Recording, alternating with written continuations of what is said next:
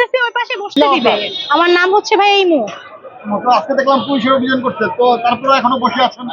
না ভাই, আমার আলহামদুলিল্লাহ সেল হয়েছে, সেল হয় নাই যে তা না, তারপরও সেল হয়েছে, এখন আর অল্প কিছু আছে, এই জন্য একটু ওয়েট করতেছি। তো এই যে পুলিশ তো বসতে দিবে না আগামীকাল থেকে, তখন কি করবেন? কি আর করবো ভাইয়া, না বসতে দিলে তো আর কিছু করার নাই, যেহেতু রুলস ওনাদের মানতেই তো হবে, ওই যে ফুটপাত, যেহেতু এটা সরকারি রাস্তা। এই ফুটপাত ছেড়ে আসলে কি দোকান দেওয়ার পরিকল্পনা আছে কিনা? এখন তো ভাই আপাতত নাই। আপনার ফ্যামিলি থেকে কে আছে?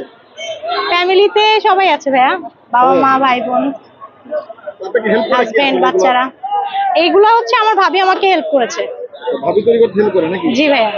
আর আপনি নিয়ে আসেন বিক্রি করেন? জি। তো স্বামী আসলে বাধা দেয় না? না, আমার হাজবেন্ড ভালো মানুষ অনেক। ভালো মানুষ, ভালো দেয় না। তো এই যে রাস্তায় আসেন, অনেকে তো অনেক সময় ইফতিজিং করে। না না না ভাইয়া, আমি আসলে এই ধরনের কখনো এরকম কিছু সম্মুখীন হইনি। অন্যই নাকি? জি না ভাইয়া। তো আপনার ভবিষ্যৎ পরিকল্পনা কি আপনি? এখনো তো আপাতত দেখি, যদি না সেল করতে দেয় তাহলে তো আর কিছু করার নাই, আর যদি সেল করতে দেয় তাহলে সেল করব, যেভাবে করতেছি। তো আপনি কি বিক্রি করেন আমাদের একটু দেখান না। ভাই আমি হচ্ছে ডোনাট সেল করতেছি। ওটা একটু বের করেন, একটু একটা প্লেটে দেখি আমরা। দেখতে দেখাচ্ছি। পাচ্ছেন ওগুলো ডোনাট বিক্রি করে। আর আর কি বিক্রি করে? এই যে ভাই, এটা হচ্ছে আমার ডোনাট, আচ্ছা আচ্ছা, আর হচ্ছে আমি চিকেন রোল বিক্রি করতেছি। Chicken roll.